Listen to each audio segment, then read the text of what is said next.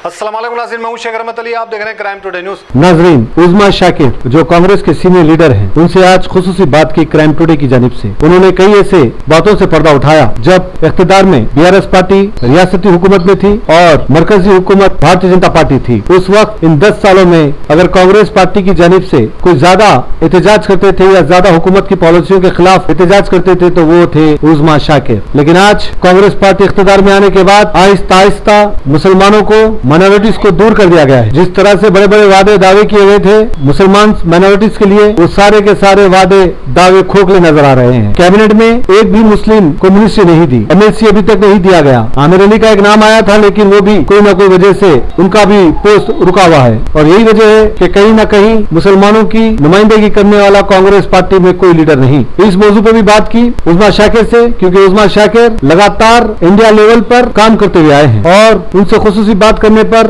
उन्होंने ये सारी बातों का खुलासा किया। जहां पर मोहम्मद अली शब्बीर को एक ओहदा दिया गया लेकिन वो किसी काम का नहीं, क्योंकि मोहम्मद अली शब्बीर कुछ काम नहीं कर सकते, क्योंकि वो सिर्फ बराए नाम मोहम्मद अली शब्बीर है, लेकिन अभी तक माइनॉरिटीज का या मुसलमानों के ताल्लुक से मोहम्मद अली शब्बीर ने कोई बड़ा कदम नहीं उठाया, कोई बड़ा स्टेटमेंट नहीं दिया, कोई बड़े काम नहीं किए। बहरहाल ये तमाम मौजू पर उज़मा शाकिर ने खुलकर बात की। उन्होंने कहा कि कल भी वो काम करते हुए आए हैं, मजलूम अवाम की आवाज बनते आए हैं और आज भी वही काम कर रहे हैं और कल भी, आने वाला कल भी वही काम को अंजाम देंगे, क्योंकि पार्टी अभी तक काम करने वालों को ओहदा नहीं दी। ऐसे लोगों को मुसल्लत कर दिया हम पर जिसको हम नहीं जानते, जो कभी अवाम के लिए या फिर उनके हुकूक के लिए, उनके हक के लिए काम नहीं किया। ऐसे लोगों को ओहदे दिए गए जो रुपये खर्च करते हैं या फिर कोई ना कोई लीडर के खास दोस्त या भाई या रिश्तेदार है। यानी कांग्रेस में भी अब यही सिलसिला चल रहा है, खासतौर पर तेलंगाना में। बहरहाल ये तमाम बातों पर बात की गई और उन्होंने खुलकर हर सवाल का जवाब दिया। शेख शफी के साथ में शेख रहमत Ali, crime today news, Hyderabad. वादा पूरा किया जाएगा आहिस्ता आहिस्ता, क्योंकि हमने जो है फ्रीबीज बहुत ही वादे किए।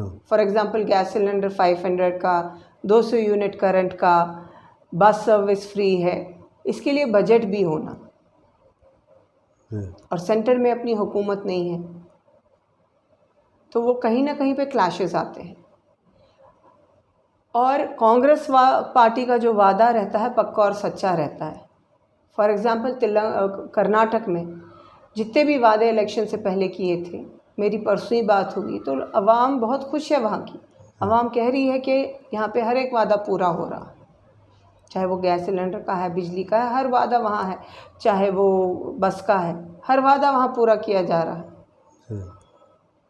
और यहाँ पे भी इंशाल्लाह, और जहाँ कहीं पे कोई कमी पेशी रही, मैं तो हूँ ही आवाम के लिए आवाज़ उठाने के लिए, मैं नुमाइंदगी के लिए तैयार हूँ। मैं पहले भी आवाम के लिए आवाज़ उठाती थी, अभी भी उठाऊँगी। तो ऐसा नहीं हो कि बीआरएस मुक्त तेलंगाना तो हो रहा है, वहाँ पर भारतीय जनता पार्टी को फ़ायदा हो रहा है, जिससे 8 सीटें ये आए हैं। देखिए वो 8 सीटों की तो रीज़न मैं आपको बोली ना, इसके ज़िम्मेदार कौन है। भले ही चाहे एमपी इलेक्शन में एमआईएम के जो कारकुन हैं, एमआईएम के जो लीडर्स हैं, वो कहते रहे आवाम से कि कांग्रेस को वोट डालो, कांग्रेस को वोट डालो, लेकिन वो अंदर से कुछ और ही माजरा था।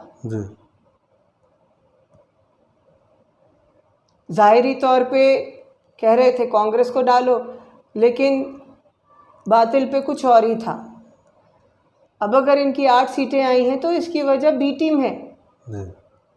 और बीआरएस वाले भी जो हैं उनको पता थी भाई असेंबली इलेक्शन हम हार गए, हमारे इक्का दुक्का सीट भी आए तो क्या फ़र्क पड़ता है, इससे बेहतर बीजेपी को ही जिताएंगे। उनके जितने भी लीडर्स हैं, कार्यकर्ता हैं, वो सब बीजेपी को ही वोट डाले हैं, बीजेपी को ही जिताए हैं, क्योंकि वो भी बी टीम है बीजेपी की। दोनों असद और KCR are responsible for it. आज अगर बीजेपी स्ट्रांग हुई है, both are responsible for it. बाकी हमारे लीडर रेवंत रेड्डी जी या जितने भी सीनियर कांग्रेस लीडर आए, राहुल गांधी जी, प्रियंका गांधी जी, खरगे जी, केसी वेणुगोपाल जी, जितने भी दिल्ली से लीडर्स आए या पूरे हिंदुस्तान से लीडर्स आए, किसी ने कोई कमी नहीं छोड़ी। हर किसी ने ज़ोर शोर से कैंपेनिंग किया और रेवंत रेड्डी जी की बहुत मेहनत है इसमें। एक आखिरी सवाल, जिस तरह से अनिसुल गुरबा की जो हालत है, जो इमारत तो बनाई गई लेकिन यतीम बच्चे वहाँ पर गायब हैं, तो ये बहुत बड़ा स्कैम अब लोगों की नज़र में दिख रहा है, इसको आप किस नज़र से देखते हैं? देखिए, हमारे जो एडवाइज़र हैं उनसे जाके पूछना चाहिए आप कि आखिर आप खाली मुसलमानों के नहीं, SC ST OBC BC के अब रिप्रेजेंटेटिव हैं, एडवाइज़र हैं, लेकिन उसके बावजूद भी जो है मुसलमानों के साथ ऐसा क्यों हो रहा है, अनिसल गुरबा के साथ ऐसा क्यों हो रहा है, वो यतीम बच्चे कहाँ जाएंगे, उनके फ्यूचर का क्या सवाल। ये आवाज़ तो उनको उठानी चाहिए, उनको एडवाइस करना चाहिए गवर्नमेंट को, लेकिन वैसी नुमाइंदगी कहीं पे भी नहीं है। वही एक सवाल है, वही है। क्योंकि इलेक्शन के दौरान पे मोइनाबाद में एक प्रोग्राम हुआ था जहाँ पे माइनॉरिटी फेस या माइनॉरिटी फिगर कोई भी नहीं था। मैं वहाँ गई, मैंने देखा कि शब्बीर भाई की जो फ़ोटो है पहले थी ही नहीं, फिर जब हम बहस तकरार करें तो काट के उनकी फ़ोटो बैनर के ऊपर लगाई, स्टेज के बैनर के ऊपर। उनके जितने भी पट्टे हैं, फॉलोवर्स है, कोई आवाज़ नहीं उठाया। मैं आवाज़ उठाई, मेरे को तकलीफ़ हुई। क्यों भाई? सीनियर लीडर हैं, माइनॉरिटी फेस हैं, माइनॉरिटी की वजह से आपको पोस्ट मिलता है। सही। और उसके बाद यहाँ एक प्रोग्राम हुआ राजेंद्र नगर में, वहाँ पे भी आपकी कोई फ़ोटो नहीं थी, हम वहाँ पे भी आवाज़ उठाए।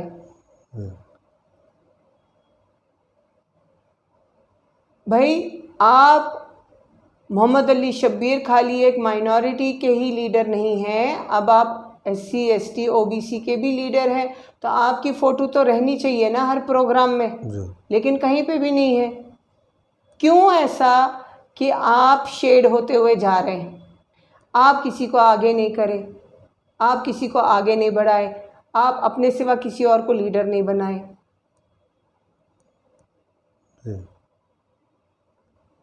भाई, आप उनसे जाके पूछिए क्यों ऐसा है, और अगर ये एक खातून आगे बढ़ रही है तो आप आगे बढ़ने क्यों नहीं दे रहे हैं? जब हम उनसे बात करने गए तो बोले अपना दिल साफ़ करके जाओ। हम दिल साफ़ करके गए, वो अभी तक अपना दिल साफ़ नहीं करे हैं। कोई बड़ी बात नहीं है अगर हम इनके पास और असद के पास जाएं, हमारे को कल ही पोस्ट मिलेगा, लेकिन हम नहीं जाएंगे। हमारे को इनके कहने की ज़रूरत नहीं है। My work is my identity, I am a public leader, I work for public. मैं अल्लाह ताला की मुलाजिम हूँ और अल्लाह ताला की लोगों की खिदमत के लिए हूँ। मेरे को इनकी किसी की बोलने की ज़रूरत नहीं है। रेवंत रेड्डी जी बखूबी जानते हैं, मेरे काम से वाकिफ़ है। राहुल जी मेरे काम से वाकिफ़ हैं। लेकिन ऐसे लीडर्स की वजह से मैं आगे नहीं बढ़ पा रही हूँ। जबकि मैं दीपा दास मुंशी के पास गई थी और दीपा दास मुंशी जी मेरे को बोले कि लोकल लीडर्स आपको सपोर्ट नहीं कर रहे हैं। लोकल लीडर्स का क्या रीज़न है? क्यों? वो लोग डर खौफ खाए हुए हैं। इसको अगर मौका देते हैं, इन्हों आगे निकल जाती है, आगे बढ़ जाती है, हम लोग फेड आउट हो जाएंगे। भाई, आप में जैसी सकत है आप वैसा काम कर रहे हैं। हम हर जगह पहुंच रहे हैं, हर जगह आवाज़ उठा रहे हैं। हमारे में वो जज्बा है अवाम के लिए काम करने का, क्योंकि मुझे लगता है कि मुझे अगर अल्लाह ताला ने ये सलाहियत दी है कि मैं अवाम के लिए आवाज़ उठाऊं, अवाम के लिए खिदमत करूं, तो मेरे को कल को पूछ होगी कि तुम्हारे को अगर हम किसी जिम्मेदारी से नवाजे थे, तुम्हारे को अगर हम इख्तियार दिए थे, तुम क्या करें अवाम के लिए? तुम मेरे लोगों के लिए, मेरे बंदों के लिए क्या करें? तो मैं वो नज़रिए से देख के काम करती हूँ, क्योंकि मेरी जवाबदेही मेरे रब के पास है। I am not answerable to anyone, my answer is to my almighty हशर के। आप देखिए, जगह जगह शराब की दुकानें खुली हैं, आप वो बंद करवाइए ना, जिसकी वजह से क्राइम हो रहा। आप वो सब बंद नहीं करा रहे हैं। आप हर चीज़ पे चालान ले रहे हैं, हर चीज़ पे। आप देखिए, पहले गवर्नमेंट की टाइम पे कितने बजे दुकानें बंद होती थी, होटल्स बंद होती थी, अब कितने बजे आप बंद करा रहे हैं। पहले ही महंगाई जो है अरूज को छू रही, बेरोज़गारी है, जॉब्स कहीं नहीं है, रोज़गार कहीं नहीं है। फिर उसके बाद अगर कोई व्यापार करके 4 पैसे कमाना चाह रहे हैं, आप कमाने नहीं दे रहे। यहाँ पे जो नवाबी कल्चर है, रात भर जागना और आप फजर की अजान सुन के सोना, उसके बाद आपकी जो मॉर्निंग है 2-3 बजे होती है, तो कस्टमर्स तो रात के ही 6, फिर आप जल्दी दुकानें बंद करा रहे। तो कहीं ना कहीं मैडम ये भी है कि 5-6 महीने हो गए हैं गवर्नमेंट, 6-7 महीने हो गए हैं गवर्नमेंट को बनकर, होम मिनिस्ट्री अभी तक किसी को नहीं दिया गया है। होम मिनिस्टर अगर दिए तो शायद एक डिपार्टमेंट रहता है, उसको कंट्रोल करने में आसानी हो जाती है। तो कहीं ना कहीं इसकी भी एक वजह हो सकती है। देखिए, अभी नई नई गवर्नमेंट है, थोड़ा टाइम तो लगता ही संभलने में, ऐसा नहीं है। इंशाल्लाह हर चीज़ जो है अच्छे से होगी आगे चलकर।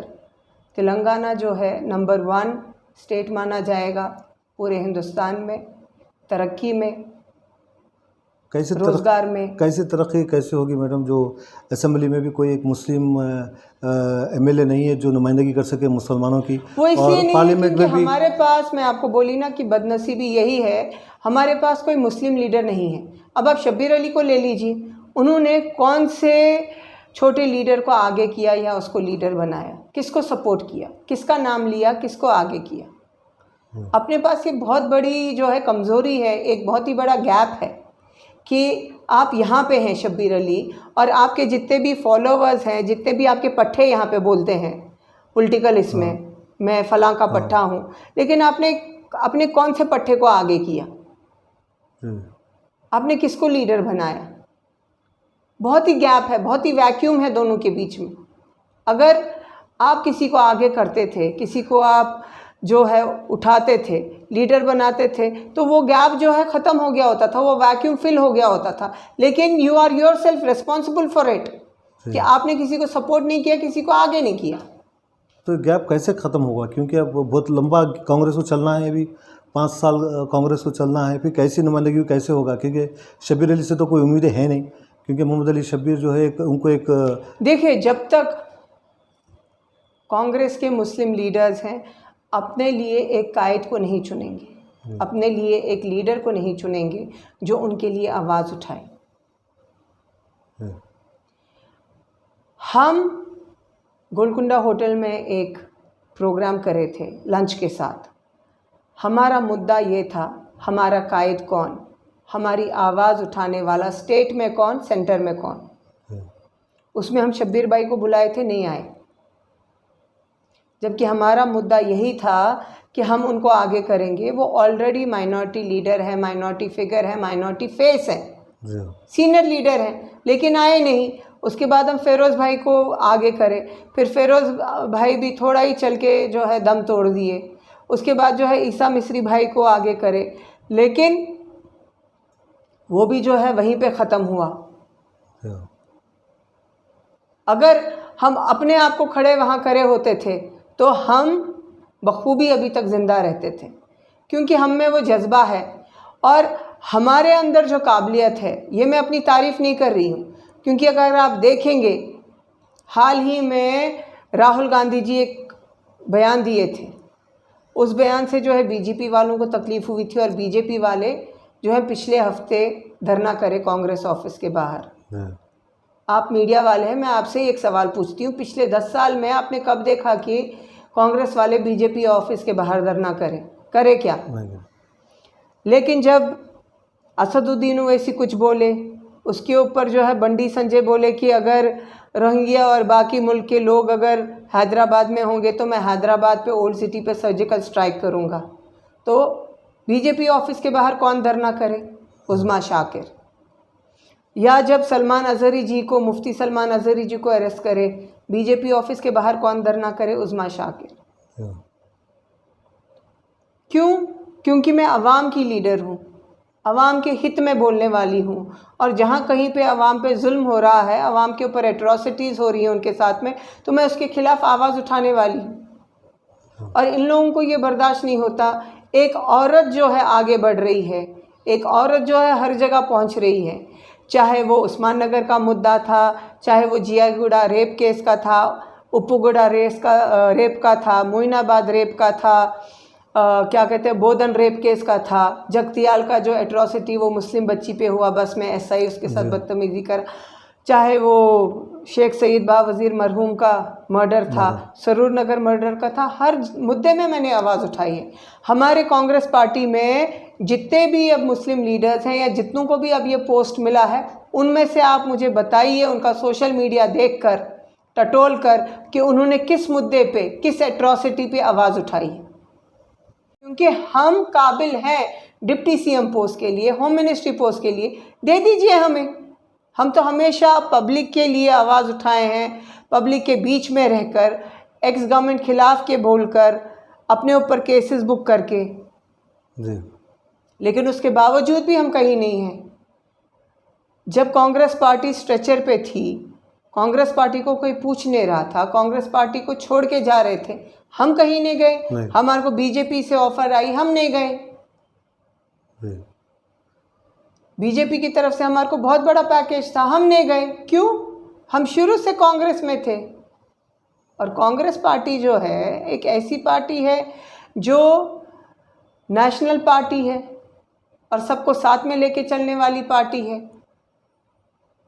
भेदभाव नहीं है।